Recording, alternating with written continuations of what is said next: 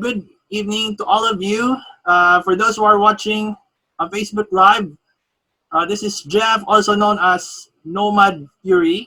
Okay, so we are now on a live online panel discussion. So this is all about the impact of coronavirus in the cryptocurrency and blockchain business. So for those of you who are watching, just don't hesitate, guys, to share our live stream to your crypto and blockchain friends out there. Okay, as many as you can. Okay, so before we begin the question and answer portion, of course, we have to introduce ourselves. Let's introduce each guest speaker that we have here in our live panel discussion. So let's start first with Mr. Henry. So go ahead. Hey, hello, everybody. So my name is Henry Wang. I'm founder of SmartMesh. And also I'm the co-founder for the first Singapore blockchain living lab. So our project is a focus on the unconnected. So because we use mesh network as the last mile, and we can connect those unconnected people. For example, in the Philippines, so half of the population have no internet. So this will be very difficult for them to be, to live this lockdown life without internet. So it's terrible. And also because our world will get into the crypto era and very soon, because the Libra just announced the 2.0, and China also launched the DSAP, the crypto payment, cashless society. So without internet, so the cashless society cannot be realized. And we are building the fundamental infrastructure for the value internet. And therefore, we also have hardware company called Meshbox. Both this company are incorporated in Singapore. And right now we are applying for Singapore payment, digital payment license. And our first market will be the Philippines, and then Indonesia and southeastern countries. So we are here to get people connected, and we try to bank those unbanked. And we hope our project can help people and to encounter those, to overcome all the difficulties met in these pandemics. Okay. Okay, thank you very much, Henry. So the next one would be Mr. Leon. Okay, go ahead. Hello, everyone. I am Leon Šoljić. I am the CEO and founder of Lydian Global. I am actively working in the tourist sector in Croatia and in Europe, in connection with the West, I would say, so to attract more foreign tourists to Croatia for the past 8 years. I'm also director of the company Orange Management located in Croatia, which is actively working on expansion, and I'm a consultant at the moment in a plastific company. I don't know what's the legal term on English language, but it's a plastification of different materials, and they're expanding. Lydian Global has the goal to connect mostly everyone on the earth, like every other blockchain project, I would say. I mean, it's about the masses, and we are trying to reward everyone on the earth for good manners. It means that everyone will get something valuable in return for being human. So that means if you're acting right and if you're acting positive, you will get rewarded. And that will basically be, the basis I would say, for the platform that we're building, because it's a social network that will connect everyone through it. It's like for driving skills, you will get rewarded. For social activity, you will get rewarded. For cultural information, you will be rewarded. For every artistical thing you can basically manufacture or distribute on the earth, you will be rewarded. It's about doing something good and getting something good in return. It's a perfect ecosystem designed by Lydian Global. Okay, so thank you very much for the introduction, Mr. Šoljić of Lydian Global. So the next one would be Mr. Alex Mock. So go ahead. Hi guys, good evening. My name is Alex Mok from Malaysia. Graduate in Melbourne with a degree in computer system engineering. Working in blockchain and working in branding and marketing industrial for 25 years as a consultant. So assisting Malaysia company to export Malaysia products to Asia. So since 2017, I'm into blockchain and the crypto industrial. So I'm assisting all the ASEAN company for their ICO and IEO project. Now I'm the Stockbox co-founder of the Stockbox in Singapore. We are established in Singapore that we are helping Euro company, Australia company, and Asia company to help them market into ASEAN market, especially in the decentralized finance. Yeah, thanks, Jeff. Okay, thank my you introduction. Very much. Yeah. Thank you so much, Alex. Okay, from Stockbox Yes. Capital. Next one would be Mr. Kenneth James. So go ahead. Yeah, hello guys, can you hear me? Yes, yes. Yeah, hi guys, good evening each and everyone. My name is Ken. I'm a blockchain and crypto enthusiast, a thinker, a doer, and a working in various types of projects in blockchain space. I found the Blockchain Network PH, a small blockchain agency. We're a group of people working and supporting freelance blockchain agencies. Like we provide marketing tools, online and offline marketing events, social media strategies, SEO, customer support, content and copywriting, HR services, and more. So these projects that we support has a potential growth and impact to the ecosystem, such as Project Hydro, PGPay, Basecoin, IDAL, Cosmos, Status, SNT, and Irish Network. I believe that few years from now, the Blockchain Network PH will become the first and blockchain company here in Mindanao. Personally, I raised this for Filipinos to bring mass adoption in blockchain technology and to educate them about different types of projects in blockchain space. That's all. Thank you. Okay, thank you very much for that wonderful introduction, Ken. And last but not the least is Mr. Evan from Crypto Skillset. So go ahead. Hello guys, my name is Evan Ezquer. Currently here in Cebu, Philippines. I have 3 personal projects. 2 of them are in crypto. And one is my YouTube channel, Zen Crypto, where I share all my learnings in the crypto space, particularly the different crypto projects like Monero, MakerDAO, Cardano, Engine, and all the other coins as well. Now, this YouTube channel is currently on hiatus while I pursue other projects, but I will pick it again sometime this year. The second project I have in crypto is my crypto blog, which is Crypto Skillset, cryptoskillset.com.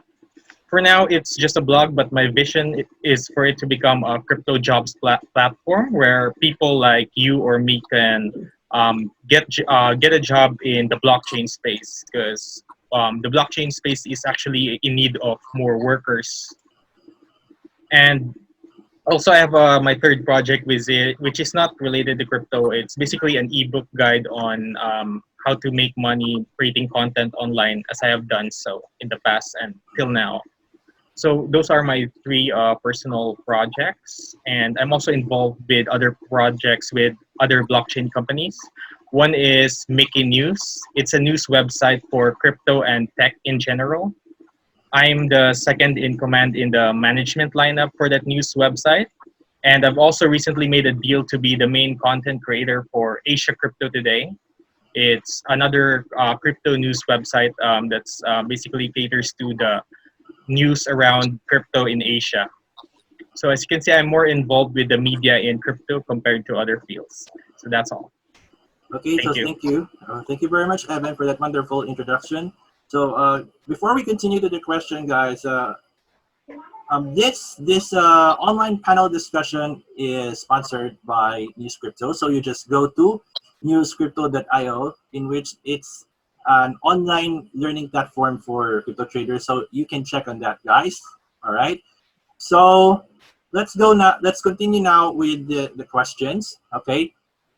So tell us, guys, how did you get started in the crypto industry, and what made you all decide to work in the cryptocurrency and blockchain industry? So let's start with Henry. In 2013, I actually am working on the, we call internet-less communications without internet. So for example, two cell phones, they can directly talk to each other, but without internet. So in 2013, I'm working on this technology because, back in 1999, and I worked in the United States for 5 years. So we're working on the telecommunication, like router, switch, and the switch fabric. We work on this stuff. So when the cell phone can talk to each other without internet, we actually can form a mesh network. For example, on an island, if there's no internet, but if everybody have a cell phone, and they still can connect to each other, form a mesh network. So that means they can build their own social network even without the internet. Okay, but at that time we have problem because this kind of mesh network won't scale because no one want to open their cell phone for mesh node, day and night, because there's no incentivization to do that. So therefore, in 2017, I began to use blockchain to design a whole system we call SmartMesh, which means we use a blockchain, we use a token called SMT to incentivize every cell phone to remain open as a node to relay the packets for each other. Therefore, the mesh network can be scalable. So I think I first proposed this idea, and I think later on a lot of projects follow my this kind of trend. But SmartMesh is always the first, and to realize, for example, we built our own public chain called Spectrum. We also have the cross chain and the layer. And after we found, for example, the cell phone, the Android and the iOS, they can hardly communicate with each other cross-platform. For example, I built the SmartMesh. They can work on iOS. They can talk to each other, but they have problem to keep talking with the Android phone. Therefore, we built a Meshbox. Meshbox is it looks like a Wi-Fi router, home Wi-Fi router, and with storage. So this Meshbox will be much stable, and then the cell phones, because when people gather around together, and they can build a mesh network with their cell phones. But when somebody leaves, the mesh network can become unstable. But a Meshbox always put there, so the Meshbox, perform as a relay to all the packets. So now we build a living lab, blockchain living lab in the Singapore University of Social Sciences. This is the first living lab. We have 10 Meshboxes there, and we build a network. We also tested in Manila, and also on one of the national surfing campaign in the central of the Philippines. So we can provide internet service to those people. We can relay, internet to those people. And we also signed, a collaboration contract, MOU with Star Telecom. So they are going to launch satellites and also balloon. So the balloon will be 20 kilometers from the Earth, and one in the north of the Philippines, and another one in the south of the Philippines. And they are going to provide 50 gig bandwidth. And on the ground, my Meshbox can distribute the network. So this will help Filipinos get connected, and also will help them, the remittance, and also help them to stay at home when this pandemic happen again. Okay, so All right. Thank you so much. That's your question. Thank you so much, Henry, for sharing to us about how you get started. Okay, so up next would be Mr. Leon. So go ahead. Well, hello again. Well, to the question, I can answer that quite shortly. I was introduced to blockchain and to cryptocurrency by, I would say, business sharks who wanted to make an easy money out of the crypto space by investing some money into miners and or directly into the currency. That happened. It's not that far away. It's the peak 217, 218, when Bitcoin came to $20,000. And well, everyone wanted to sell their houses to get credits and everything to buy cryptocurrency. And now when it's down at 3K, no one gives them again. But still. I basically decided to work in blockchain because blockchain was the last piece missing in my global project. I mean, I was planning to give something valuable out to the people for good manners, just to teach them. It's like dog dresser, I would say. So when you, for example, want to teach a dog to do something, you give him a cookie because dogs like cookies. And if you want to teach people how to do something right, you give them money, because everyone's happy when you give them money. So when you give them something valuable through crypto, which is exchangeable on the market, and they can get any currency in the world basically in exchange to it, then it's the perfect matchup for me.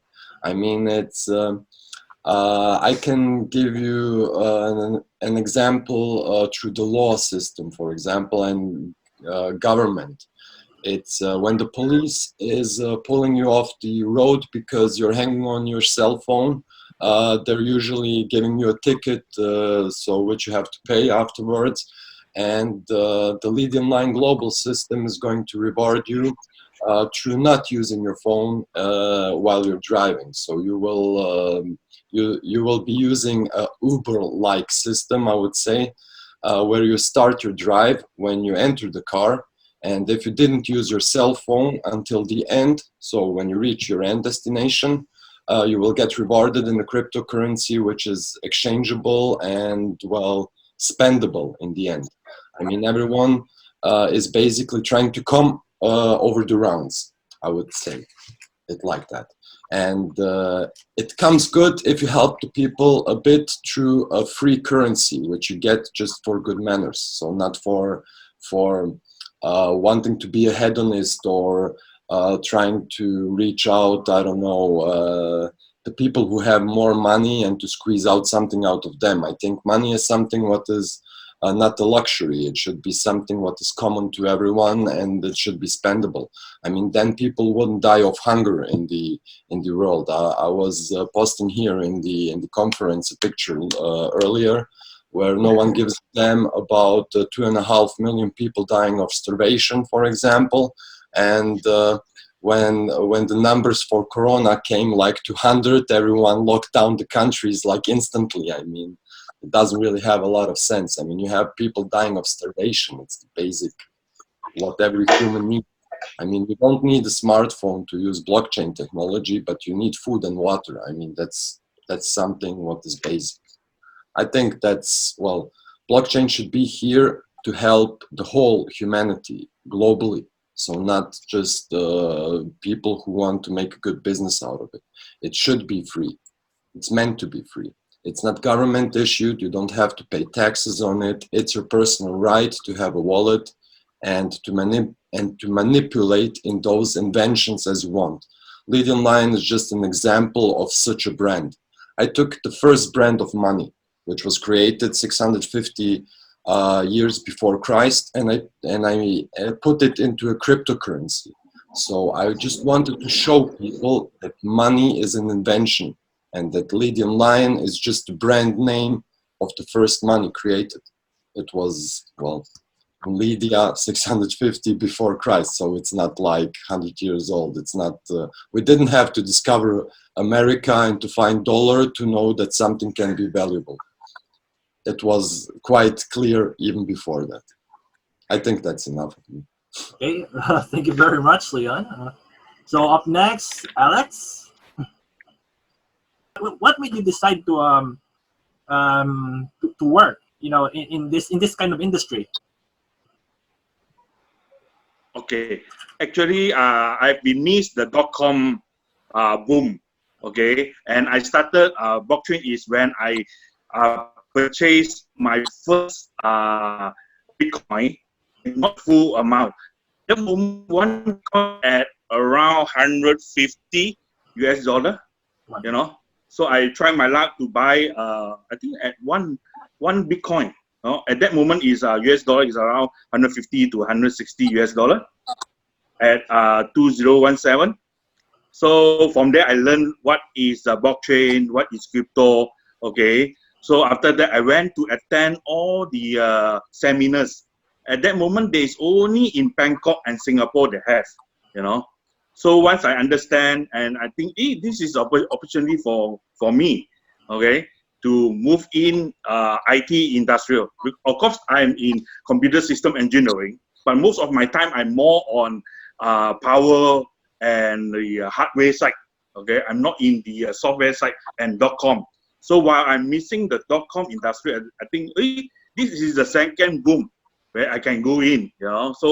So this is why I bring me to this industrial. So I'm in 4 years consulting company, including ASEAN, IEO, ICO companies, and helping them into ASEAN market. Yeah, Jeff, Yeah. this is my answer. Okay, thank you very much, Alex. Up next is Kenneth James. So go ahead. Oh, guys, can you hear me? Yes, yes. We're on Yeah. the second question. So I started in crypto since 2016 when I first read about Bitcoin, and by 2018 I decided to work in blockchain space as a sales representative. By 2019 I started to put a small business, which is the blockchain DCT, and now it's network PH on Facebook. You can search it on at blockchain NPH.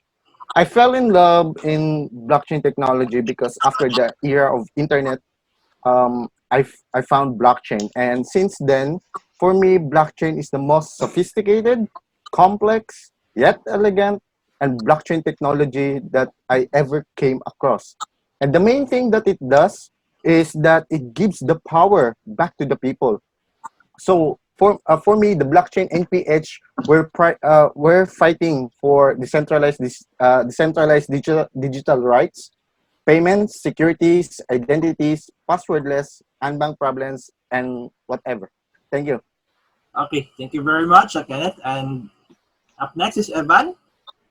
Oh, so I'll keep this short. I got exposed to crypto when a coworker of mine introduced me to Bitcoin sometime in early 2017.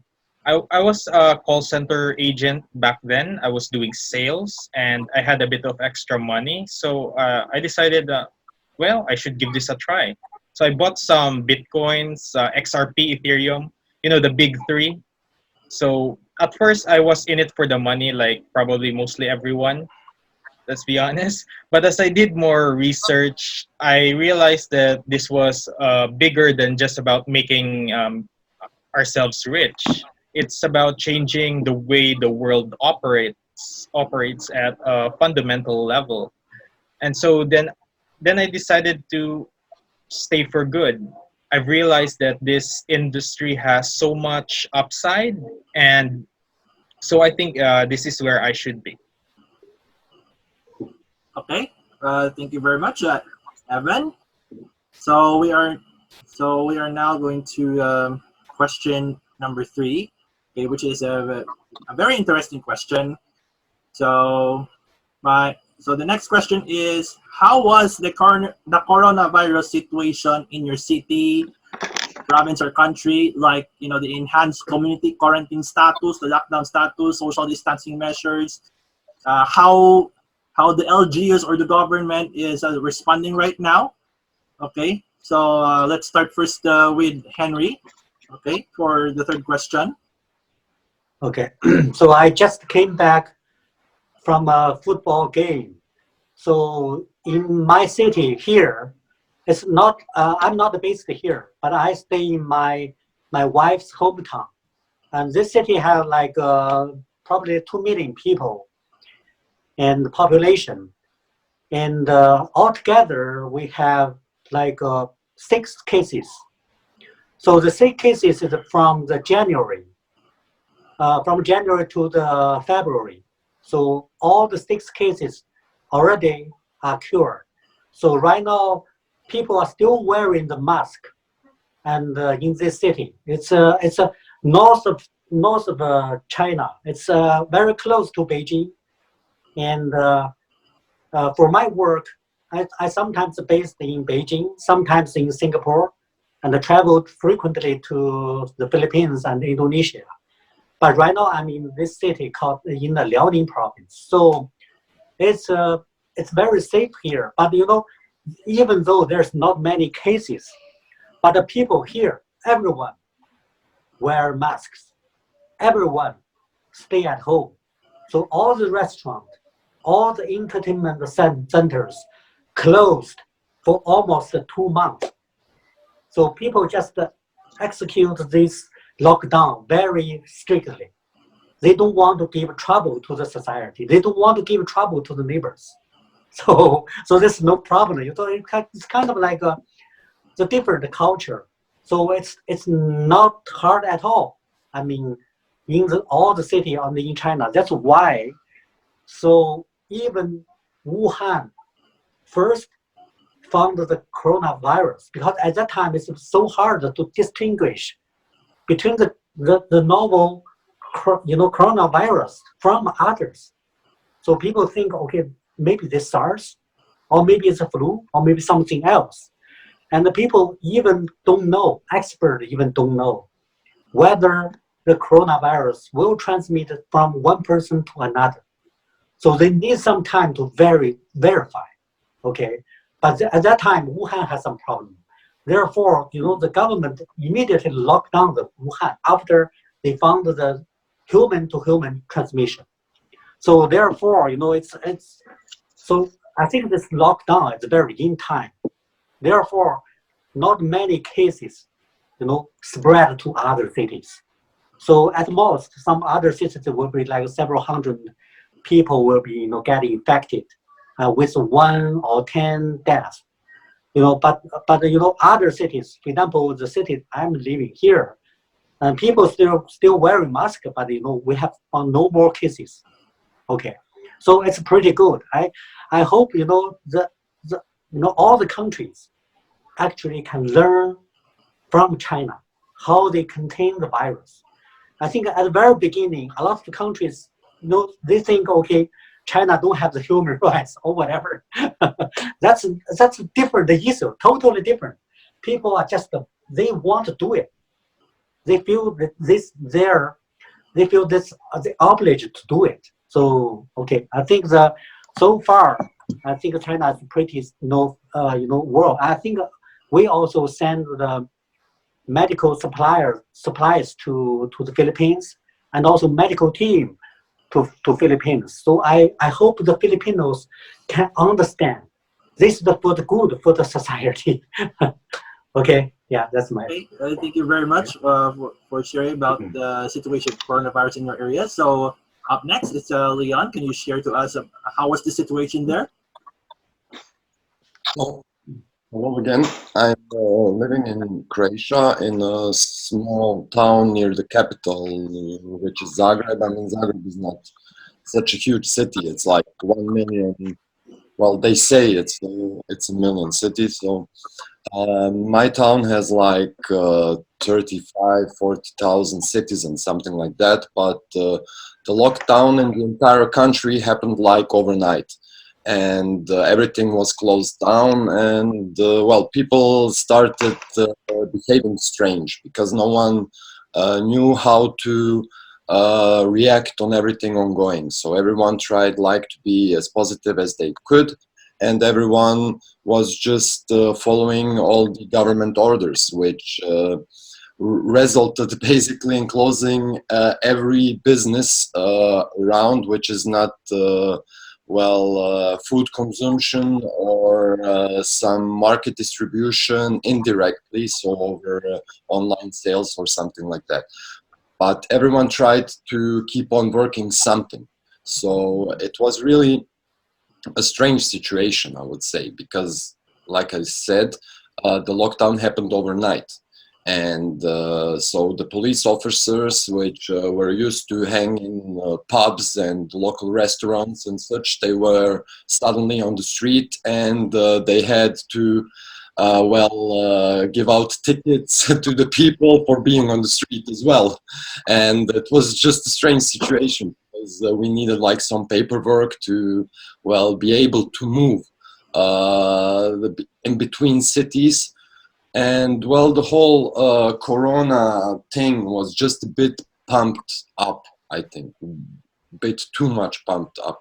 I mean, Jeff knows it for sure the best. I mean, he's in the Philippines, and there were like the first cases, and like everyone was transferring worldwide news. I mean, coronavirus is it's just the best example of modern marketing, I would say, because no one had such a good marketing as coronavirus did in the past few months. Even not a single company, I mean, and everyone is now becoming famous through the corona crisis. So they made a worldwide political scene out of nothing. I mean, the world was separated. When we think 6 months back, the world was separated, and now the world is like a small place where you know everything what's going on all around, or at least you think you know, because that's what they're telling you. And in the end, I mean, I think something globally is going on. Just the numbers are not fitting. I mean, China did a massive lockdown even after Corona. I think it's just the China government got some information about what they are trying to do. I don't know who they is, but it's something global. And when China got the information, they just said, fuck off, we're going to close the country entirely, even after the crisis, and that's it. So locally, it was massive. Everyone on the whole world was just locked down, and no one left their homes. So that means in the outside world, everything could have been happening. So that's like transportations of, I don't know what, could be massive weapons, could be nothing. I don't know. It's just everything is happening without the knowledge of people. And in the end, I mean, the people are making the world. And no one knows, no one's giving the people some right information. And everyone is behaving. I mean, as a human being, you can even check on Wikipedia and such places. I mean, you're a reasonable being. So that doesn't mean that someone has to come to you every 2 hours and say, hey, go into lockdown, don't leave your home or something like that. They just have to tell you once and you're going to understand it. So this whole crisis over a few months is just, I don't know why, but it's still happening. And I hope it's going to be over soon, because either someone's going to explain, or on another level, why we're going to need to stay at homes isolated and wear masks and be 2 meters distance from each other, because human means being social, and we are social beings. So you can't forbid us and everyone to hang around. I mean, such meetings and general things, I mean, we can speak freely. At least they tell you so. But still, every information which comes over news and such is filtered in the first place. And I just don't know how to measure the crisis, but it has a global impact and a local impact. And here, it's, well, the people are behaving. I can't tell anything else. There are no real cases. I mean, no one can tell me that someone died of coronavirus. Okay, people were dying earlier as well, and I mentioned before, people die of starvation. When someone last year said like 10 million people dying of starvation, I don't give a damn. I didn't give a damn about 1,000 people dying of corona. You know, it's not my personal issue. It's just a global thinking. I mean, if you don't care about 10 million dying of starvation, why should you care about these 1,000? It's just not the right information. Thank you. Okay, thank you so much, Leon, for sharing about your situation about coronavirus in Croatia. Okay, up next, Alex, could you share to us how was the situation Hey, there? hi. Yes. Yeah. Can you Sorry, share sorry. to us? Can you share to us about about the situation, in your country, in your area? You know, the coronavirus. How the government respond, the social distancing, everybody is cooperative or not? Yeah, Can you share we to us? so far okay. We start count this lockdown at 18. Malaysia start lockdown at 18 at the whole Malaysia. Means even we can't travel from KL to Penang because it's a state to state. In Malaysia we have 13 states. We can't travel. Okay, our travel now is 10 kilometers and only allowed one people in a car.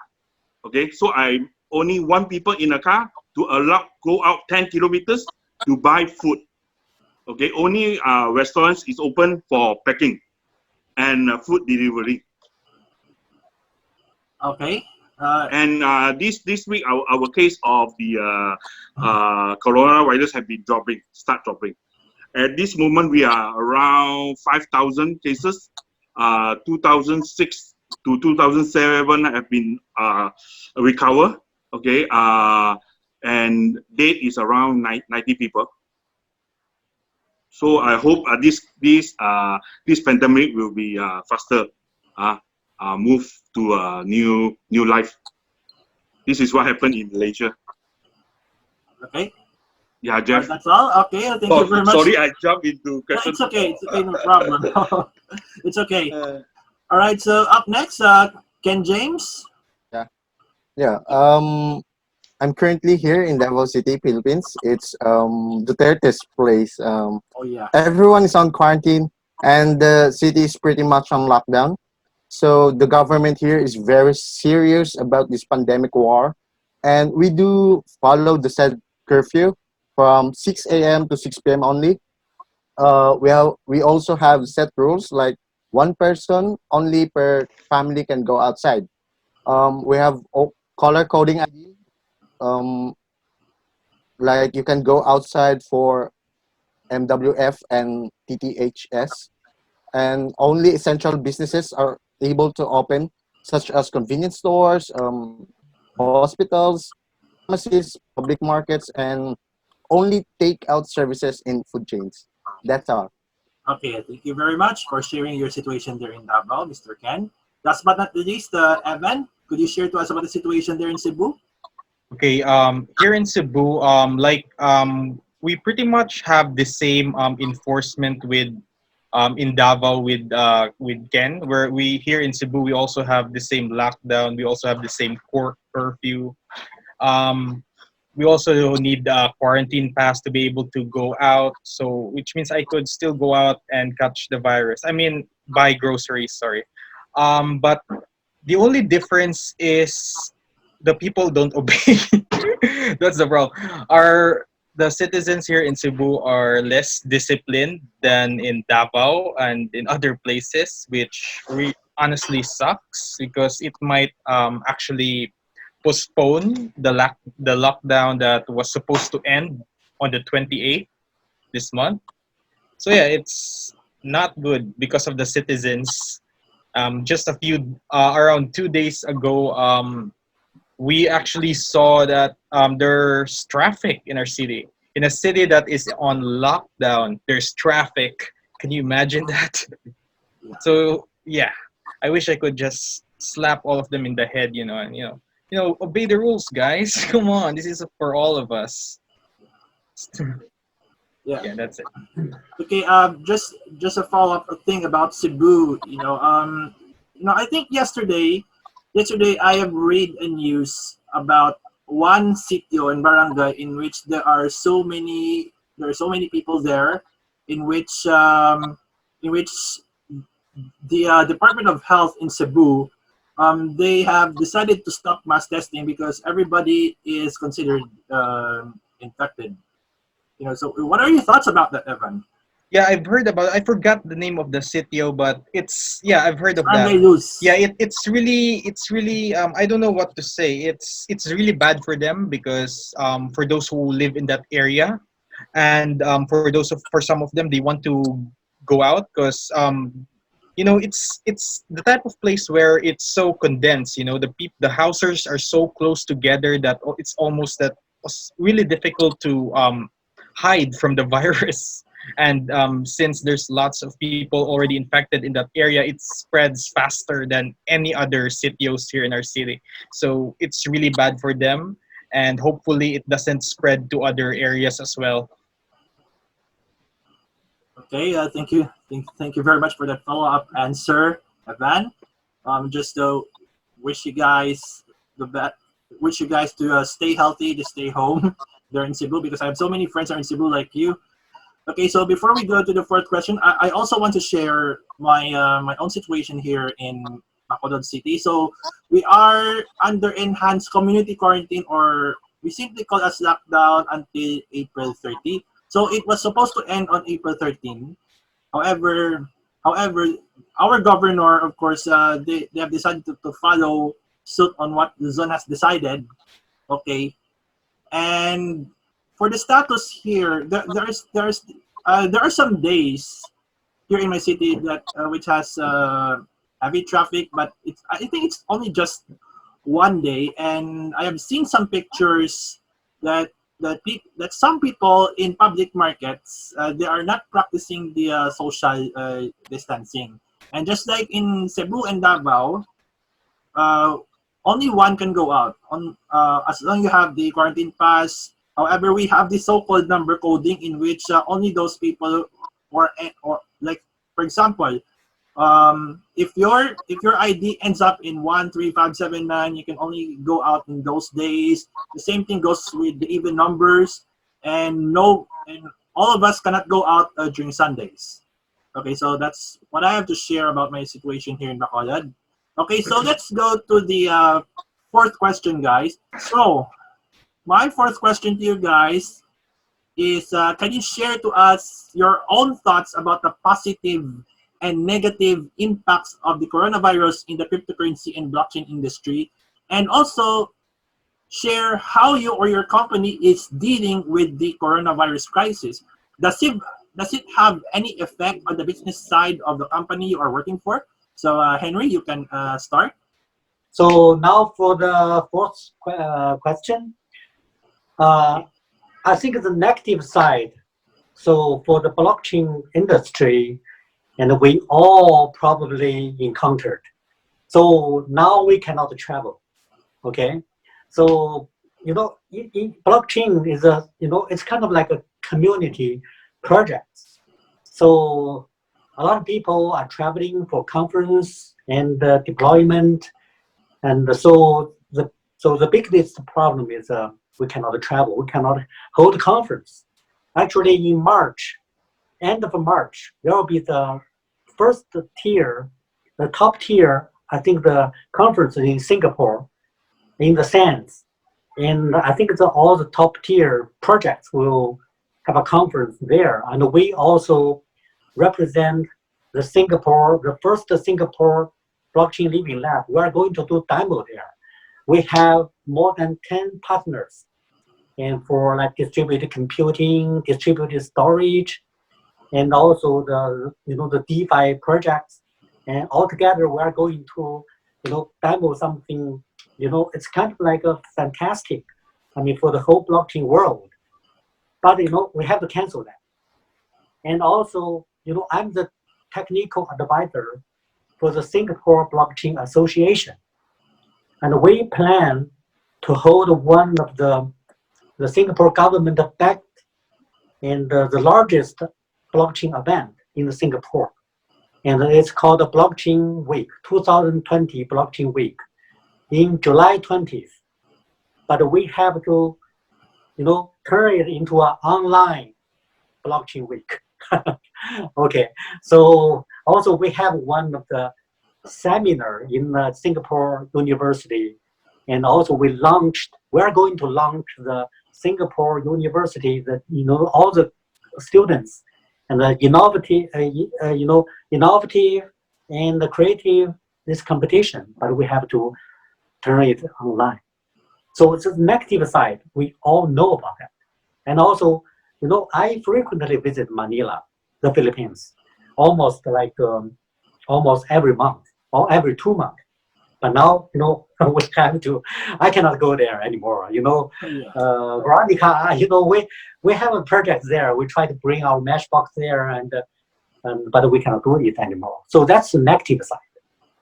Also, because we cannot travel, and therefore it's very hard for us to get the revenue on the Meshbox, because Meshbox is ready and we can build a living lab for each country and each university, and we cannot do that anymore. Okay, so that's negative side. So for the positive side, so now everybody understand, okay, the cash spread coronavirus. So that's an important medium for this coronavirus, because in most part of China, this society is already in the era of cashless. So for example, in Beijing, Shanghai, all these big cities in China, people probably they don't have cash anymore. So they just use social app to make payment. So especially when this pandemic have occurred, and seldom any people is using cash anymore. Only some country, some rural areas, or some small cities, and some old people, they are still using cash. So the whole world is marching into the cashless society. So I know probably in the Philippines, I still need to make payment in cash, and also in Singapore, a lot of places they still only accept cash. Okay, so I think the positive side is we are accelerating our progress and into a cashless society. I mean for the whole world. But the biggest challenge is cashless society need internet. If you don't have internet, you cannot use crypto money, you cannot use digital money. So that's why the positive side for our projects is every country is going to need the Meshbox to be the last mile, and work with the carriers and work with the low orbit satellites. For example, Elon Musk will launch 30,000 satellites into the orbit, and the whole world is going to be connected with those low orbit satellites. But on the ground, we still need the last mile. So SmartMesh and Meshbox is going to provide the last mile access, and they are going to connect to the transceiver of the SpaceX and maybe other low orbit satellite constellation companies, and to build the internet for the whole world. So that is the positive side, is everybody understands the internet is important, especially those people locked down at home. If they don't have internet, it will be so hard for them. For 1 month or 2 months locked down without internet, without entertainment, without education.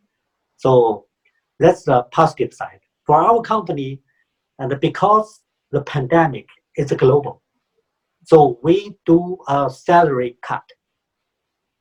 We do a salary cut, 30%. Okay, so this is good for I think for our community because if we reduce our company cost, we actually, because SMT is on the exchange, we have a market value, and we are responsible for our community members. We don't want the SMT to depreciate. We want it to appreciate. That's why we have a salary cut, and sometimes we work from home, and to be more distributed. So that's what my company is encounter this problem. I think it's maybe positive side, maybe more than the negative side, because right now China already resumed work, so everybody come back to work already. Only the cinemas, theater is are not open yet, but all the restaurants and is already open. So it's back to normal. Only a few cities, they have imported cases, for example, from American, from the Europe, and sometimes from the Russian, and they have several cases. They still probably have to have a lockdown again. It's near the border of the Russia. Okay, but other cities already resumed work, and the company will back to normal. Okay. Yeah. Yeah, thank you. Thank you very much, Henry, for sharing about the positive and negative impacts of coronavirus in your company, SmartMesh. So up next we have Leon. I just I just saw your cat. Yeah, Simba's here as well. Okay. Here, the Lydian Lion King. Nice, so cute. So anyway, let's continue. Okay, so cat appearance in between. Well, about coronavirus in the blockchain industry, I mean, blockchain and crypto in general asks from everyone personally that he informs himself and that he gets used to using some kind of technology. So it's still not meant for everyone. It's still not so simple that everyone can use it and that everyone understands it. I mean, people have the issue that they still think that finances are like the reason why we're alive, but it's not that way. I mean, finances are just some human aspect that we have to use in the modern society. And I'm now facing difficulties to explain people the difference between money and cryptocurrency, because there is some things which is mentionable. I mean, like taxes and some like transaction times, like transaction medias, I would say, because everyone is used to use banks. And in the crypto system, you don't use banks. You use an open source network, which is available to everyone. And people just have to get used to it. So I think the corona lockdown, the whole coronavirus lockdown gave the people the opportunity to learn something new. I mean, well, to be curious as a human. And I think it will show after the corona crisis how many people actually got informed. I mean, a lot of people are just sitting in front of the big screens and are just doing what the guy on the big screens tell them to do.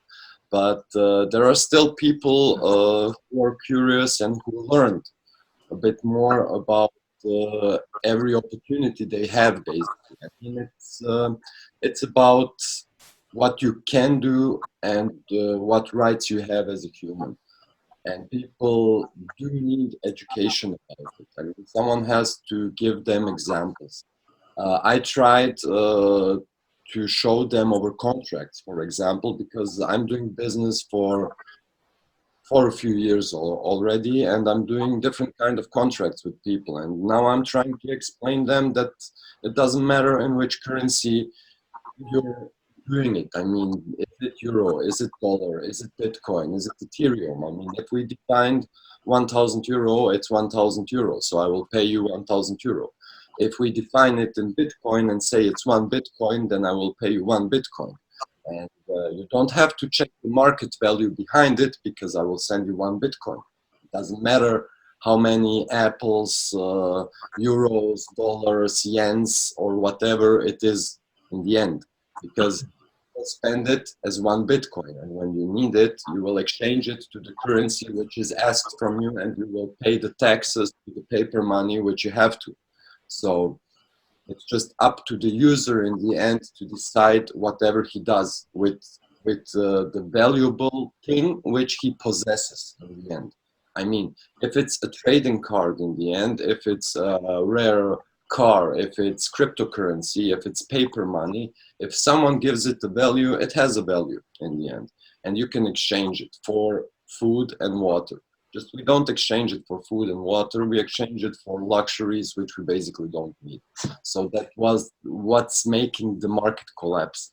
And in my company, so I deal with the corona issue easily, I would say. I mean, I'm just using cryptocurrency. I'm not using the paper money, and it gives me an advantage on the market, I would say, because a lot of people here are radically staying local. Like they don't want to share any knowledge, or they want to share any ideas to everyone around them, and then they keep it like in a closer distance, like they share it 5 meters away from themselves. But when, for example, Jeff contacts me from the Philippines, like I will look at him like he's coming here to invade me or something, and I will like put the cross and I don't know what in between us, just to don't give him any information. I mean, people react like that, and being open-minded in such a situation helps a lot, because it gives you opportunities.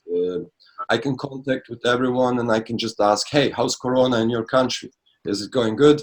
And I can take it with a smile, because I told earlier, it's not something what changed my mindset. My mindset was always the same. So Corona just locked the people down and made them more human than they were before. I mean, the hedonism got restricted, at least, through this whole lockdown situation. So it's even a good thing if you look on the crisis like that, and the money which is government issued will anyways end up in cryptocurrency, because everyone will still try to make out profit. You know, the countries are going to give out some money to the people to, well, compensate, I would say, so to make it to make even those lost times of the corona crisis. And everyone will still look at the money in a way that he wants to make more out of it. It's just people are greedy. I don't know how to understand, how to explain it differently. And everyone will try to make out something out of it. So crypto will be boosted more, I guess, with giving out people free money. That's just something that will happen. It's the people's choice. Okay. Thank you very much, Lydian, for the answer. So the negative impact is most of the blockchain event have been cancelled and postponed after the lockdown. So, and here new project on hold. Some exchanges have been closing down, including companies. Some companies is closing down. Also, some of the staff is laying off. You know, but the good thing is there is a positive impact. For example, Malaysia government is very positive on blockchain technology. Especially in the pandemic period, they think that they could, this blockchain technology will assist them. So I'll give you an example. During the lockdown, I think 18 of March is Malaysia start lockdown. So after a few days, the government directly activate 2 licenses for two more exchanges, like tokenized and Synergy, okay, as a legal blockchain exchanger in Malaysia, also including Luno. It means altogether we have 3 licenses during lockdown time, So the government is very positive, including Singapore. They already stand by for 4 licenses, okay, after the MCO, okay.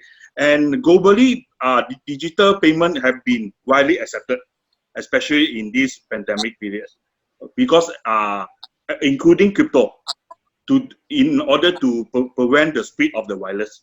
And during this month, I've been talking to a lot of SMEs in Malaysia and Singapore. SME is a small, medium enterprise, okay, which is registered in Malaysia and Singapore. So they have been mindset, they have been changing the mindset.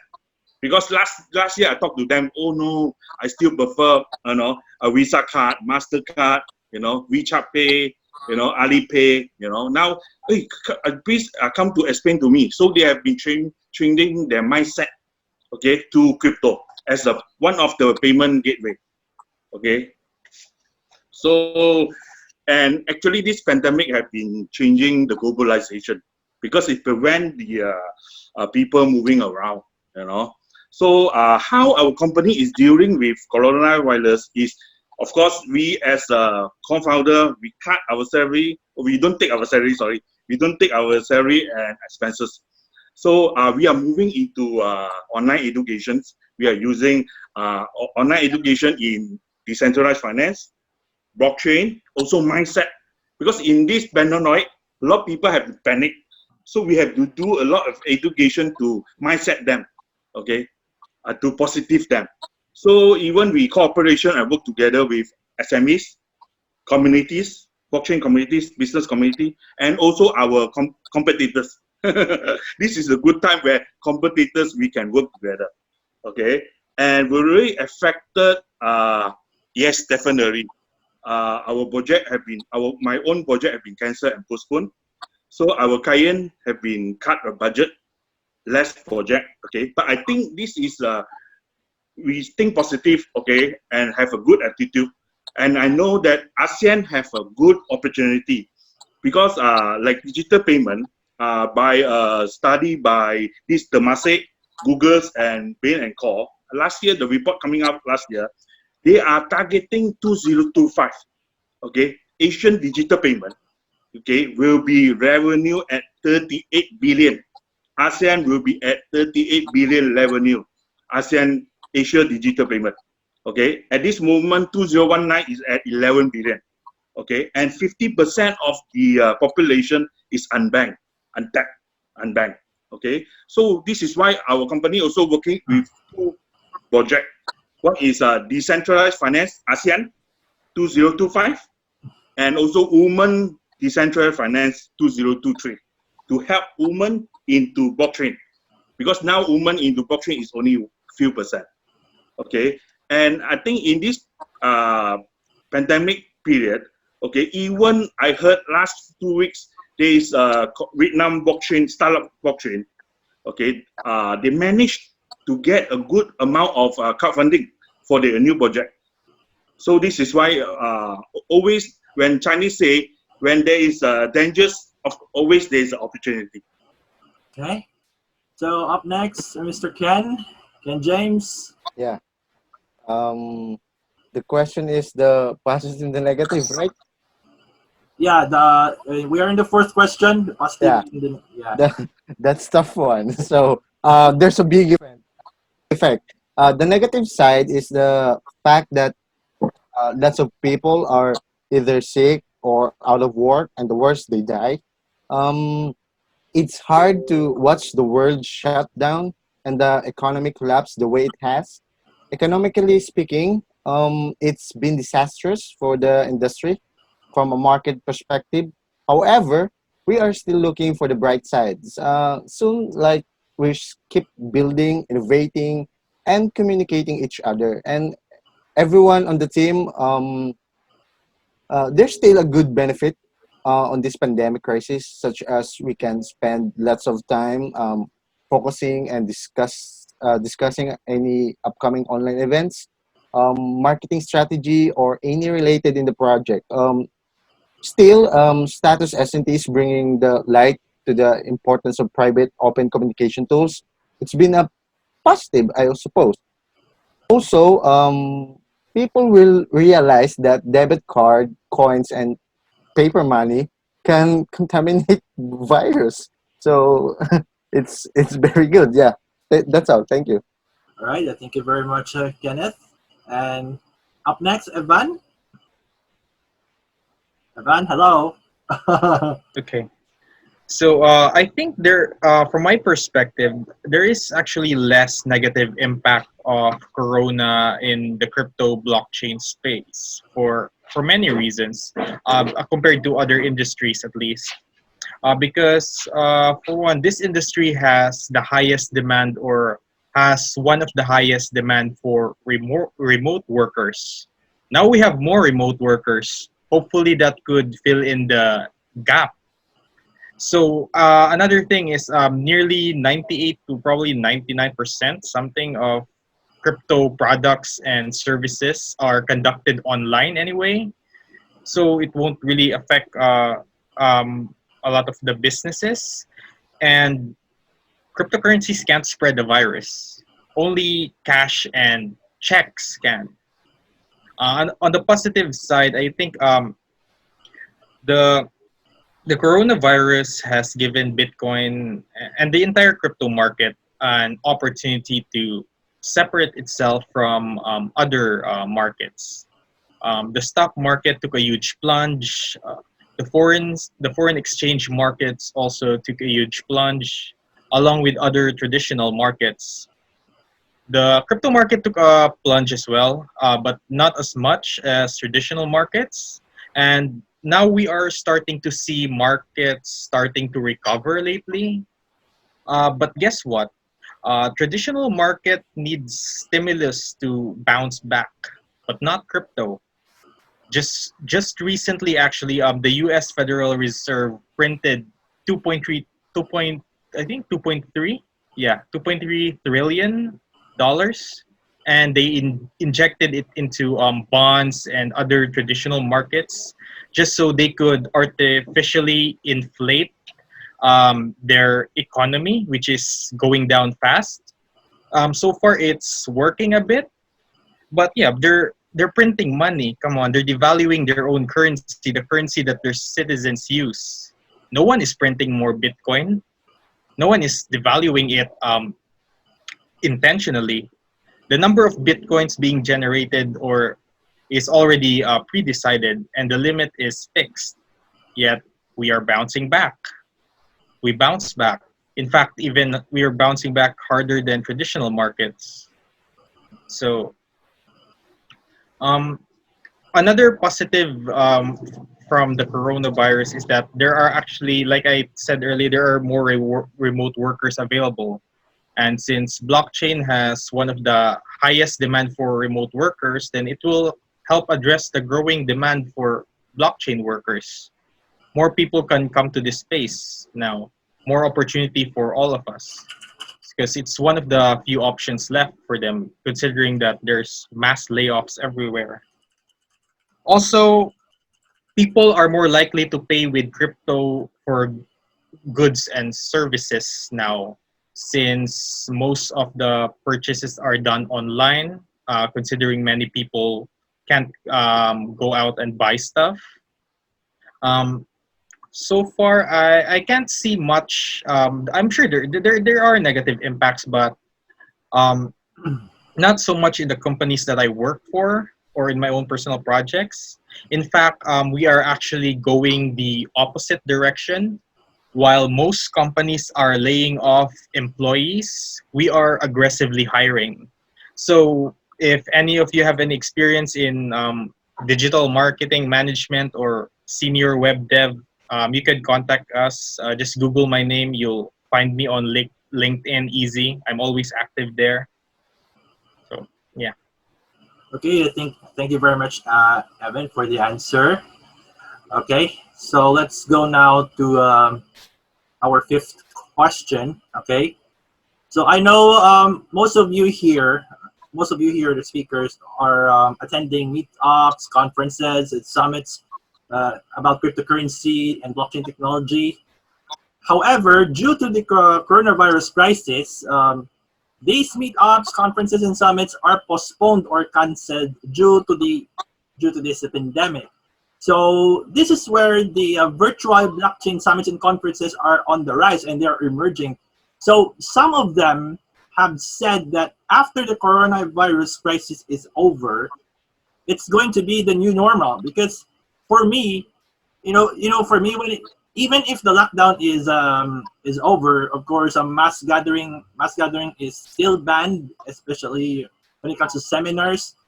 So I would like to you guys to share your opinions about the future of these blockchain summits and conferences after the coronavirus crisis. So are we going to see a lot of online conferences from now on than the actual or physical conferences that we have attended last year? So Henry, you can start. Yes. So the answer is simply yes. So this is already my third webinar this week. So, and previously I traveled a lot. So for example, I almost half my time in the Southeastern Asian countries and hold all the meetings, conference, and meet with partners, collaborators. So, because I worked as a technical advisor for the Singapore Blockchain Association. So we just merged with another, and we call BEST association. So that's will be the most powerful association in Singapore. Singapore is actually the most important hub for the fintech. There's a lot of conferences. So right now we have to move all the conferences online. Okay. And I think that will be a new normal because the coronavirus will not be gone probably within 1.5 years or maybe 2 years. The good news is that China already developed vaccine and they are already went into clinical trial. But before, the large scale production of the vaccine still need 1 more year. So that means even, right now China resume their work, but still not many conferences, definitely not. And also in Singapore, they limited the face-to-face meeting, the gathering within 10 people. So I think that will be a new normal for at least 1 or 1.5 years. That's my answer. Yeah, Jeff. Okay, thank you very much, Henry. So, Leon, it's your turn now. So about the conferences and the summits, I have a personal opinion that I'm not attending because I'm usually trying to do business, and business is done over paper, and I strictly define all the conditions in a relationship. That's why I'm not in a relationship with a woman at the moment, because it's undefinable. And in the blockchain industry, I mean, everything what I have to do with someone is made simple, because we can do everything over mail, we can do everything over messages, we can do everything over video conferences, and everything is still private. I mean, the blockchain industry brought a lot of messengers, chat options with them, where people can communicate on a safe basis. Everyone's always concerned about privacy and such things. I mean, I'm not even concerned about privacy, because if someone wants to listen to me the whole time, I have a lot to say, and it's just a waste of time for everyone, basically. So conferences and meetups are a bit well, out of my sight, kind of. I'm not even attending to it, because I know the people who go to such events, basically, that are business people who just want to, well, have more of the 21st century hedonism in a real life basis. So they go on traveling, they eat well, they do adventures, they go skydiving, I don't know what, and they call it like business education or something like that. But I mean that's something what led to the crisis in the end, because such uncontrolled travels and such uncontrolled human moving around the whole earth. I mean, we made so much damage to the planet by considering just our selfish needs and satisfying our selfish needs. So in the end, I want to make the world a better place with Lydian Lion, and it's just about being normal. So that means taking the information, but not more than you need. I mean, in the end, even through the Lydian Lion platform, people will be rewarded for the good things which they do, but not for the extra bad things they do on the side. So for drinking H2O, so like clean water, you will get a reward, but for drinking Coca-Cola, you won't get a reward. It's simple as that. So the problem is just that most of us choose to drink Coca-Cola, and the least will drink the water. And then they complain about the price of Coca-Cola, and they don't even consider that water is free and that it's healthy. I mean, in the end, everyone has the same goal, to live long and healthy in the end, so that you don't have some troublesome late age experiences by visiting, I would say, servicers and customer service. Like, I mean, it's like the doctors, but we will call it soon customer service, I guess. That's it, basically. About Corona, in the end, you heard all. Okay, thank you very much, Leon, for your answer. Up next, Alex, are you there now? Hey, I'm back. Okay. Just finished my battery. I just charged my battery. That's good. Just a quarter of the batteries. All right. Okay, we go for the question 5. Yes, fifth. Okay. Yes, of course. Because of pandemic, every people we no choice. We have to go to online. So moving to webinar, Zoom, Facebook Live, and Telegram. So I think at this moment during the pandemic period, this is a yes for online. Actually, you think back, the online meetup can save the cost, and you can do every week an hour. Okay, so not like the previously all the events where sometimes during that weeks at the same time few countries are having same function. So actually we'll divert all the audience and divert all the investors, you know, and this will not focus into the community project. Okay, so and also for online event, so the speakers and participants, okay, can familiarize each other before we go for the conventional event. So when there is after the lockdown, there is the conventional event, so that we familiarize with the speaker, familiarize with the investor. This is good, okay. So and I think after the lockdown, so I hope every few months we have one big project, like Southeast Asia we have one in Singapore, and few more months we have one in Hong Kong, and few more months we have one. So this is good for together and socialize each other.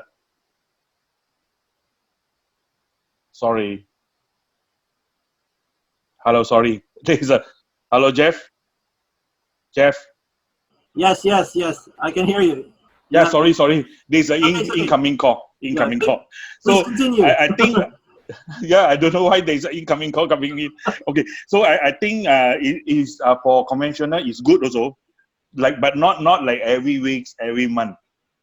So like every certain months we have one. Okay, together and socialize so that we can fulfill and focus on individual project in that region. Okay.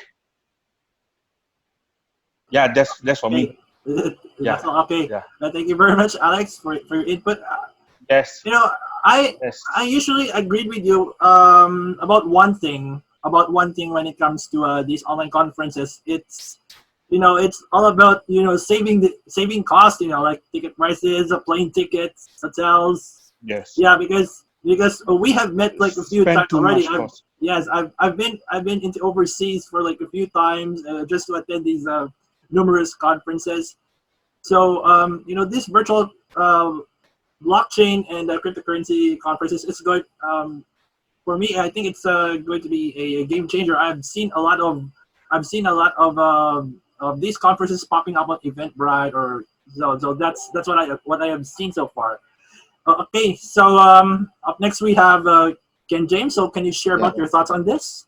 Yeah, so this is gonna be quick. So yes, I agree. Lots of conference meetings and some are cancelled due to the outbreak. But we always do the conference even there's no outbreak. Hoping there's decentralized way of doing video calls or conferences because our information is really important, and I don't agree with the centralized way of communication. There's some issue like Zoom bombarding. I don't know if that is true or not. So I guess that's it. Okay, thank you very much, Ken. So Evan, you're up next. So I personally don't have much experience attending conferences, so I can't be too sure about this. But I don't see why we cannot easily transition from an offline conference standard to an online conference standard. I mean, we've got the tech, we've got the tools. We've been doing online conferences long before the coronavirus existed. I don't see why this is gonna be much of a problem. For sure, there might be things that you can only do in real life summits, like for instance, like shaking each other's hands and having a drink with other crypto enthusiasts and business people and developers. But by and large, I don't think it will have too much negative effect on conferences and summits. And I don't know if this is gonna be the new normal, but if it is, the blockchain and crypto space will be one of the least to suffer. Okay, thank you very much, Evan, for the answer. Okay, so we are now down to our final two questions, by the way. So our next question, guys, for those of you who watch us live here on Facebook, of course, this is going to be a very interesting question. It's all about Bitcoin.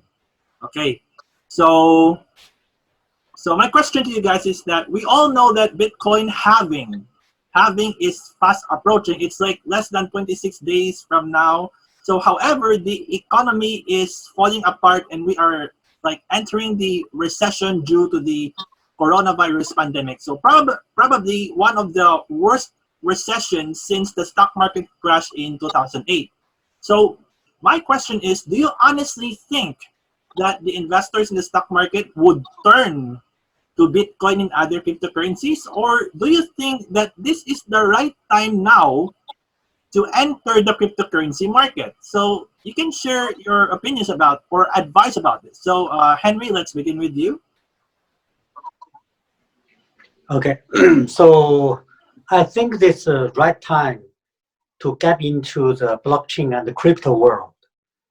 And, our world is actually, come to this point.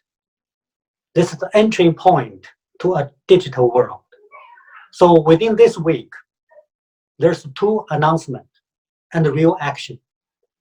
One is the digital RMB. The Chinese digital RMB is put on trial in 4 cities in the bank. So the people is going to receive their transportation compensation, and in this we call DSAP. This is central bank digital currency. So this is the first time for a major country directly go into crypto. Okay. The second is the Libra 2.0, the white paper. So it actually have some update, some important update, because they need, the compliance. They need, this regulator, the watchdog, and ask them to modify their whole business model. So Libra actually represent digital dollar. Okay, it's a stable coin. So this is more important than Bitcoin halving. So last year I have 2 closed door meeting. Okay, so this 2 closed door meeting actually was organized by the Professor David Lee, and the nickname is Blockchain Dad for Singapore. Okay, and the SEC commissioner and the peers and joined the closed door meeting for the first time, and also the crypto dad, and who is the president of the CFTH of the United. And right now he is organizing the digital dollar, and joined the second closed door meeting. So from the people there, and also from all the leaders, blockchain leaders from every countries. Okay, so we proceed first to Mr. Leon. Okay, for the 6th question, Leon, you can carry on. So regarding Bitcoin and the whole market situation, I can only say that as we have seen through the stock market and everything ongoing since introduction of the cryptocurrency, that all currencies which are final, which are defined with the maximum supply, are more stable than all other, cryptocurrencies and general currencies around. So the government will for sure deal with the whole crisis by printing out new money. So that means that they will properly lower their value on the other side. So what means that they will make cryptocurrency stronger in the end, because cryptocurrency is something which is globally taken by the people, and in the end the people define the value of the money. So everything what will be usable will have a value, and if you will have more use for cryptocurrency and for stable coins, as Henry mentioned before, than for paper money, of course that Bitcoin will go up. I mean, that's just the market status which it has at the moment, because Bitcoin is still the fundament of the whole crypto industry and the whole blockchain industry, and they are still holding the most of the value, I would say, because I can't say it's the most money, because it's not about money anymore. It's now just a currency. I mean, it's something what someone values. That's it. So I think Bitcoin, with the halving and everything ongoing, can only become stronger and can only lead every other cryptocurrency faster and smoother to a stable network, because the more it's worth, the more the people have, and the more the people will use it. So it's just a chain reaction which is going to happen, and in the end, I think this is going to turn out good for the whole blockchain industry. I mean, it's just a logical explanation, I would say. Okay, thank you very much. Okay, Jeff, I'm back. Okay, Henry, you have something to add? Yeah, sorry about the VPN. The quality is not so good. Okay, so for the closed door meeting, and we gather together all the regulators from all major countries, and we talk about the digital dollar and the digital RMB and also Libra. Okay, I think so. Even though there's a lot of issues with the Congress, with the government everywhere, they have different regulations, but sooner or later, and finally, every country will move into digital world. Okay, so that's why. So in the United States, there's a harbor, the harbor plan, safe harbor, for 3 years, and actually you can launch your ICO. So that's by the crypto mom, okay, and for the crypto dad, he's just leading the digital dollar projects in the United States, okay, and also for Libra, they already have the Libra 2.0, and for China, there's DSAP is already being formally used. So that means we are already, in the door of the digital world. The only thing is the digital dollar, digital RMB, they need an internet. So that's the problem with the massive adoption. So for the paper money, for the cash, they can circulate around the world everywhere. But the internet blocks the blockchain. Blockchain only works with the internet. So that's the major issue of the blockchain world. So that's why, my project is the first one. We actually break the boundary of the internet. We actually build a network with blockchain, technology, and we lead the internet to those areas where SmartMesh is deployed. For example, on an island, even without internet, our Meshbox and SmartMesh can work there without internet. But of course, we don't want the island to be isolated. Therefore, on the island, for example, there are 7,000 islands in the Philippines. There are around like 12,000 in Indonesia.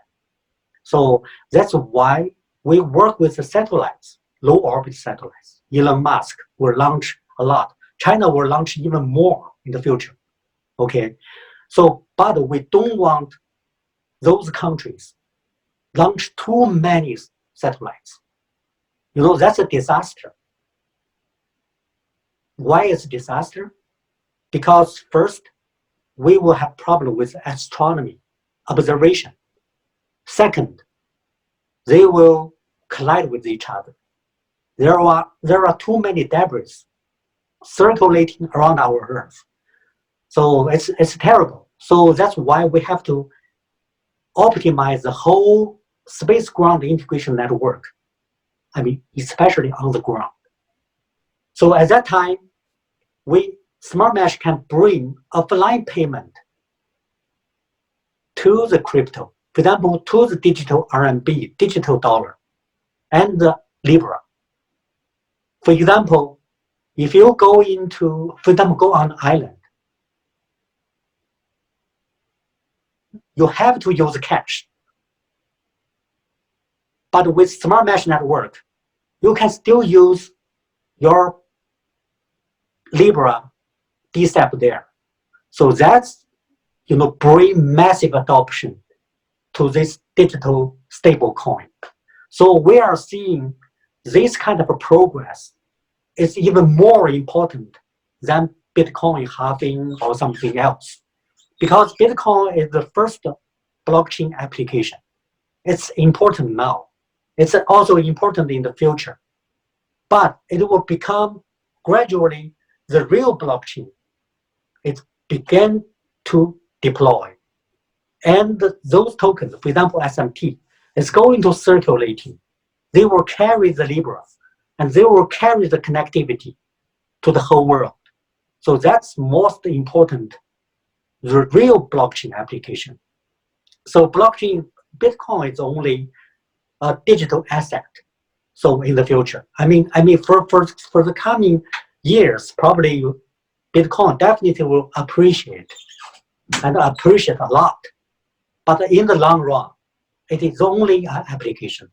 So the ratio, it occupies the whole crypto market, will gradually going down. It is only one of the application. So the most the application, so for example, DSAP, Libra, actually SMT, SmartMesh, it's going into the real market and the real economy and to help our world get connected and help people get banked. But this bank is not the traditional bank. It's a crypto world, the decentralized bank. Okay, so I believe it's the right time to get into the crypto market. So I think our economy, the whole global economy, will be hardly hit by the pandemics. And even China, US will be hardly hit. But the great crypto world will grow, begin to grow from this time on. Okay, thank you, Jeff. Okay, thank you very much for your insights, Mr. Henry Wang. So up next, Mr. Alex. Hey, hi guys. Come back to the last question. During this pandemic financial crisis, some of the investors from the stock slightly moving into cryptocurrency market, because I've been talked to some of them. They see this opportunity. They want to see how the cryptocurrency are doing. So I think this is a good time. Okay. And also because of not only in China, okay, coming out with the digital fiat currency, and also the Libra, even ASEAN, some countries, they are looking at their digital currency crypto, the national one. So they are still analysis and they are looking at it. So beginning of March, you can see Bitcoin, Ethereum, BCH have been going up, rapidly. So after having, some people say there is a bull run, So my opinion is they will growing steadily, but you won't go bull run. They will steadily and moving rapidly. People more recognize about cryptocurrency. Start this pandemic period. Jeff. Yeah, Okay, Jeff. all right. Thank you very much, Alex, for your Yes. for your insights. All right. Up next, Ken. Yeah. So basically, my opinion and my advice for the beginners, just don't invest if you don't have knowledge on idea in a project. Yes, Bitcoin is a mother of all cryptocurrency, but it's very volatile. So you have to be careful. So for me, don't just stick with the cryptocurrency. Uh, don't stick with the Bitcoin. Just you need to uh, search enough or analyze and understand how it runs and works. A lot of investors, even SMEs, are adopting the blockchain technology, and they must look or explore behind of these cryptocurrencies, which is the Bitcoin. And because of this, I think this is the right time to get in touch and learn about cryptocurrencies and blockchain projects. That's all. Okay, thank you very much for your insights, Mr. Ken. And finally, Evan. Okay, regarding the halving, I just want to warn you guys not to expect too much from this Bitcoin halving thing. I know some people are thinking that because as the halving approaches, after the halving, Bitcoin will go to the moon again. I mean, sure, it's a possibility that Bitcoin could shoot up, could skyrocket, but that's not likely going to be the case. If you look at the past charts, Bitcoin doesn't really pump right away after each halving. It usually takes around 6 months to a year for us to see a rapid increase in price. Like, take the last halving, for example. It happened last July 2016, for instance. It took a year before Bitcoin's price rose to around 6,000. It was $600 in July 2016, and it remained at that level for almost several months, um, until around, it was June 2017, where it shot up to $6,000. So that's a year, guys. So we might not see a price increase anytime soon. So don't, especially if you have emergency funds or whatever funds that you might think that you can use sometime in probably a month or two, don't invest that. It's too risky. And so regarding is it time to buy? Gosh, I wish I knew, but I'm no financial advisor, so take this with a grain of salt. There are two ways to make money with digital currencies. Either you hold or you trade. If you don't have much time to look at the market daily or all the time, then I suggest you just dollar cost average it, meaning you trade by intervals, maybe $100 or $200 per month or per week, whatever is your risk appetite, and you do that for as long as you want. But make sure it's not your emergency funds. Again, the golden rule in crypto is invest only what you can afford to lose. And the other way is to learn how to trade, and this is where most people get it. This is where most people lose their money because they think that trading is something that you could just figure out, you could just play with. It's not. It's very risky. So I would suggest you get someone who actually knows what they're doing and try to learn from them. What I mean is like get a mentor, someone who actually has made money trading cryptocurrencies. You know, so learn proper trading strategies. That it's just something very difficult to learn on your own. So best invest in a mentor, just be careful. There are lots of fake mentors online in crypto. There's a lot of scammers, so be very careful.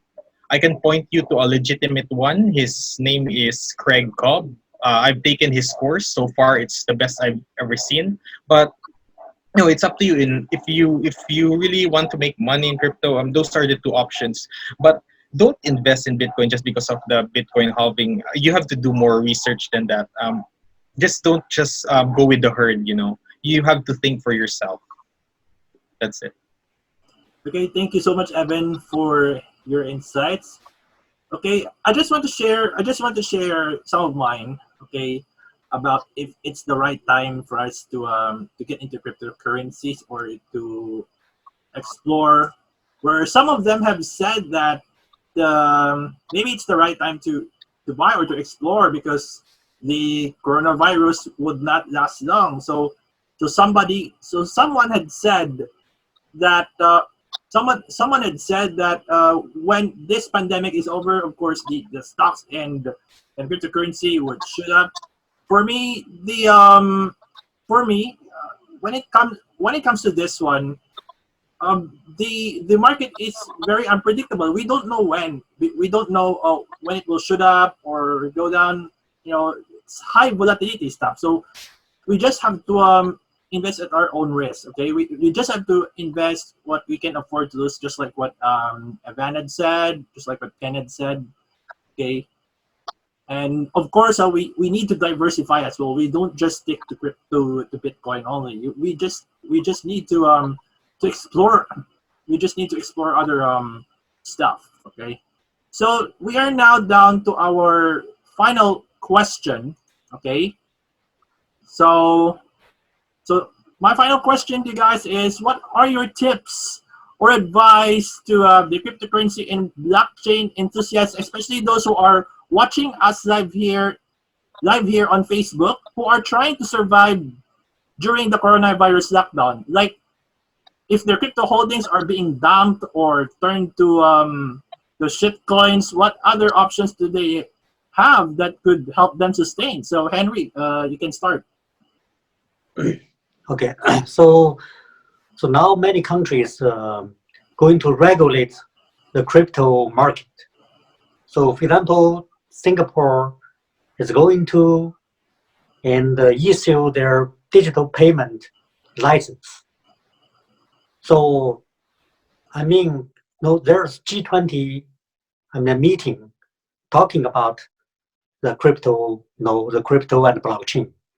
So more and more government right now understand blockchain more and more, So the regulations and the rules and the laws will be made by every country.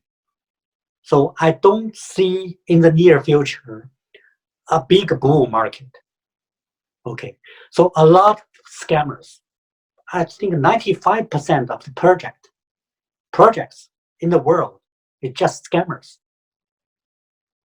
So they issue a token and doesn't make any sense.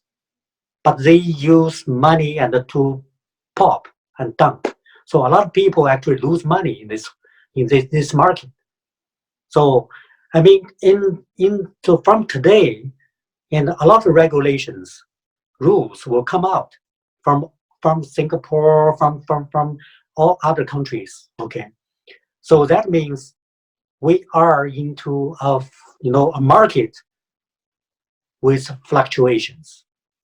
Okay, so you have to look for those projects with true value. What is true value? They can bring, they can bring true value into the traditional economy. They can really help people in a decentralized way, in a distributed way. It doesn't matter communications, it doesn't matter inclusive finance or whatever.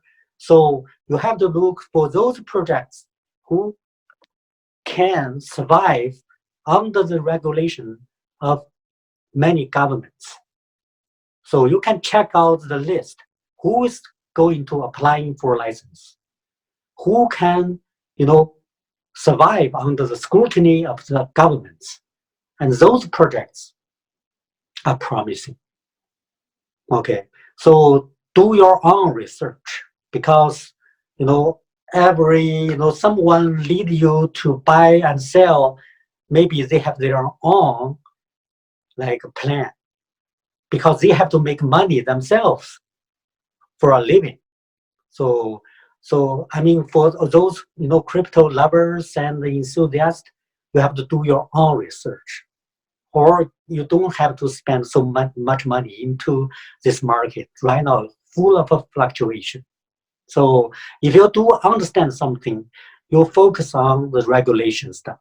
You focus on those projects, work with some government, and all work with very decentralized way, try to solve problems, not those pop and dump. So because they will earn all of your money. Okay, so right now, for example, we have many projects collaboratively work with Singapore government.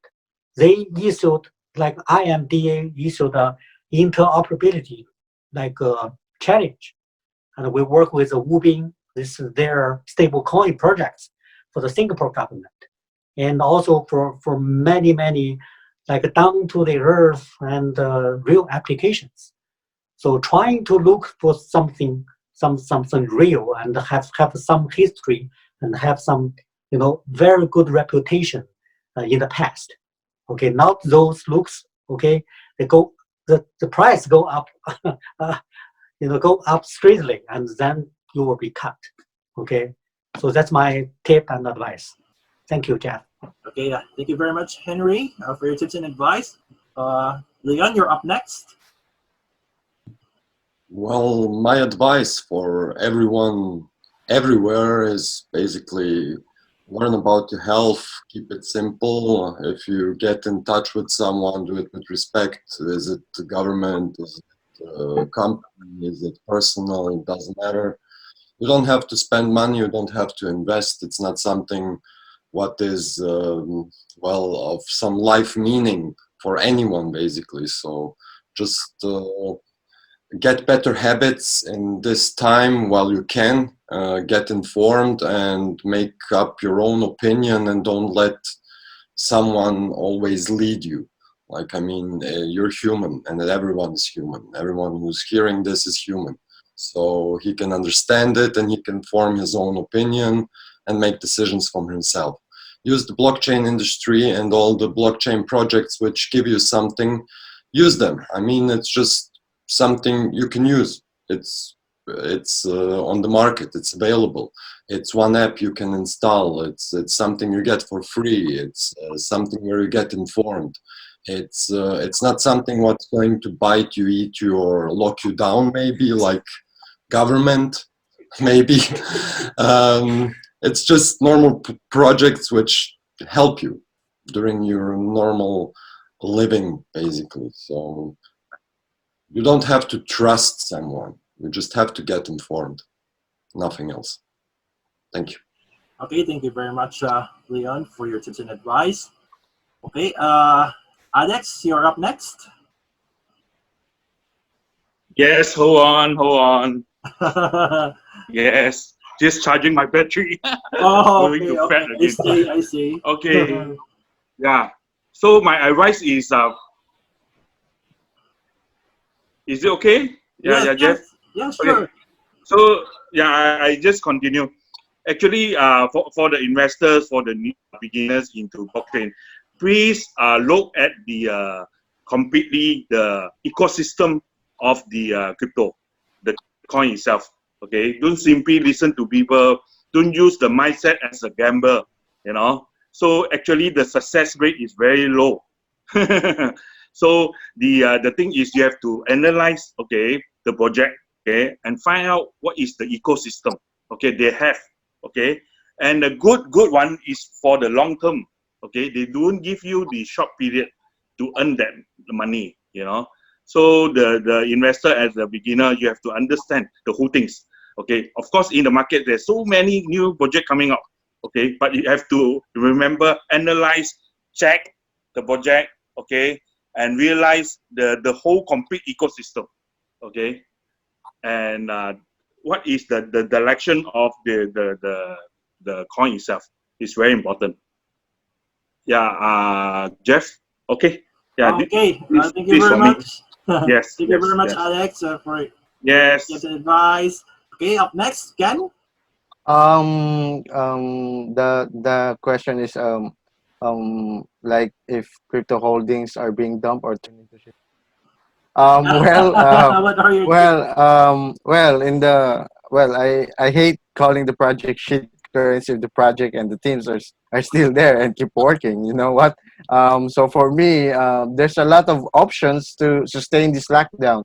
I guess they can try the staking program like Cosmos and Atom and Iris Network.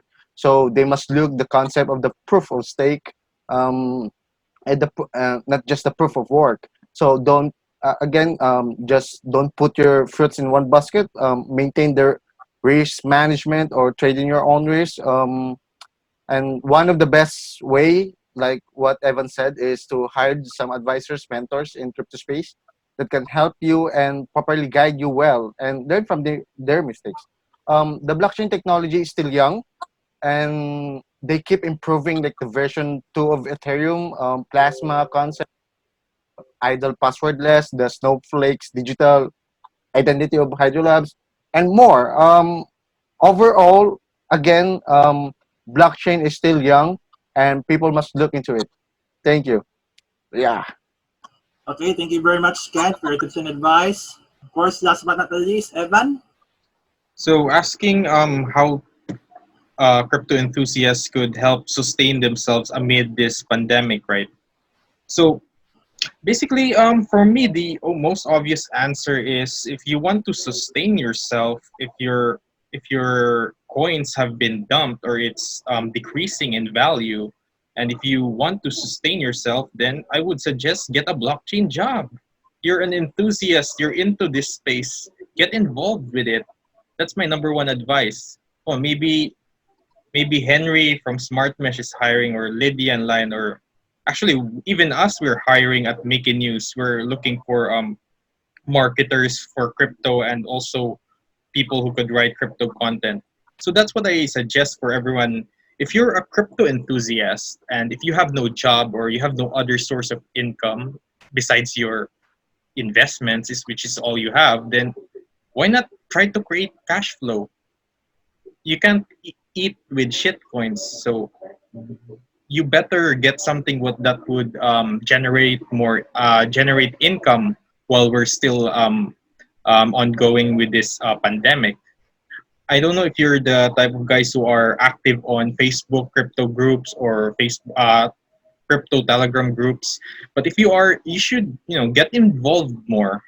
Talk to the admins of your favorite coins, your favorite crypto startups. Tell them if how can you contribute something. Maybe they could give you a small salary. You know, from I've seen the statistic, there is a gap between the number of blockchain jobs available and the number of available workers. We need more workers. So don't wait until the crypto space becomes extremely competitive for employees. So grab this opportunity while you can. The number of remote workers are growing, so this window won't last long. So if you're not involved, if you're not generating income from a blockchain job, get one. That is if you're trying to sustain yourself, you're having a hard time. If you have a lot of money, then that's all good too. It doesn't matter if what you do for crypto, if it's writing or marketing or being an admin or being a developer, being a whatever you are, just try to get paid. If Ken and Jeff and I can do it, many others can. All of you can. So that's it. Okay, thank you very much, Evan. And of course, before we end this webinar, guys, I would like to give each and every one of you here to a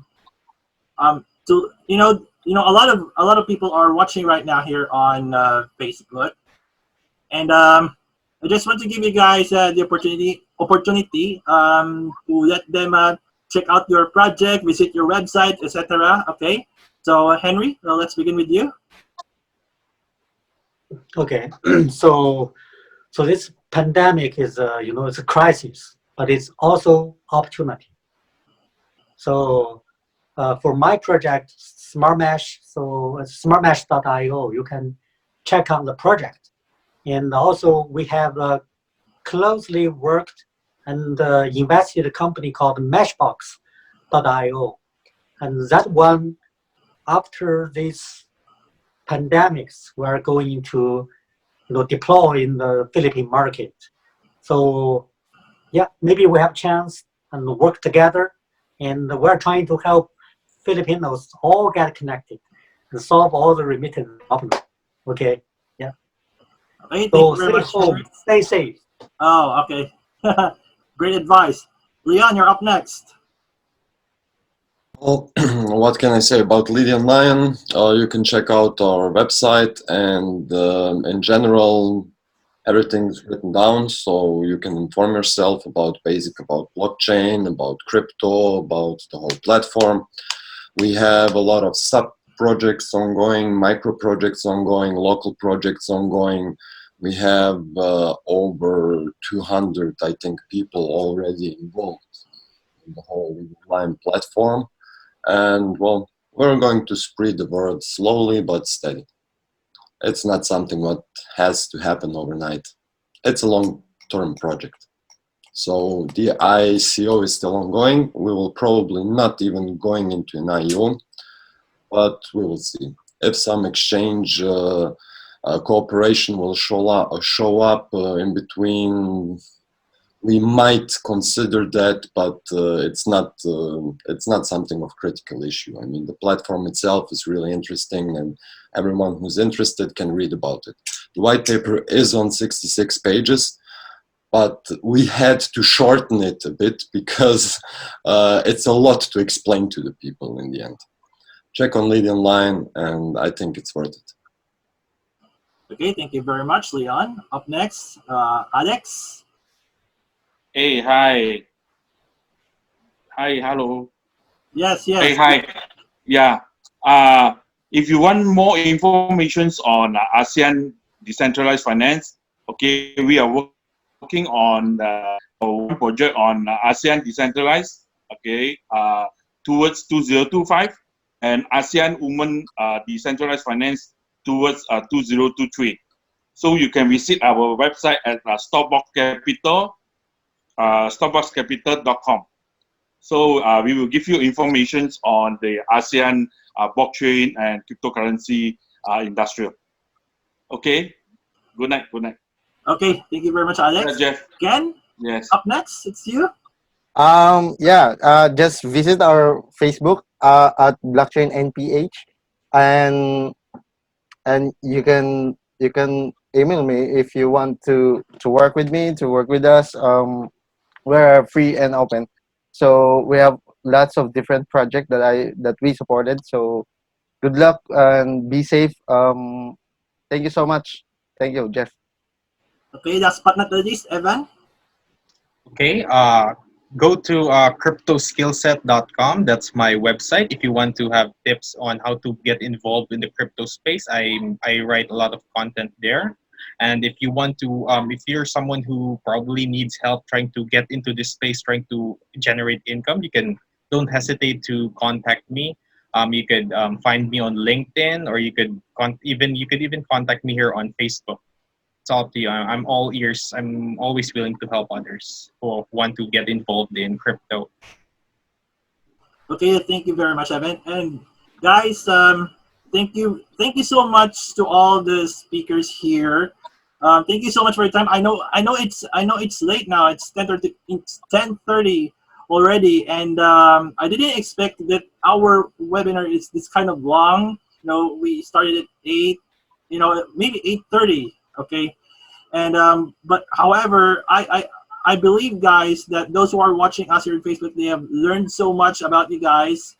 And of course, for those of you who are watching us here on Facebook Live, if you want to absorb everything on what the speakers have shared here, don't worry, I will be uploading the replay video here on my Nomad Fury Facebook page. So once again, thank you so much, guys, for your time, okay, in our live online panel discussion. Thank you so much for your time. Just keep safe, guys, in your respective areas. Of course, we can do this. We can fight this coronavirus once and for all. Okay, so so once again, guys, for those of you who are watching us on Facebook, okay, thank you so much, guys. Thank you so much for being with us. Of course, and once again, this event is sponsored by News Crypto. So just go to newscrypto.io.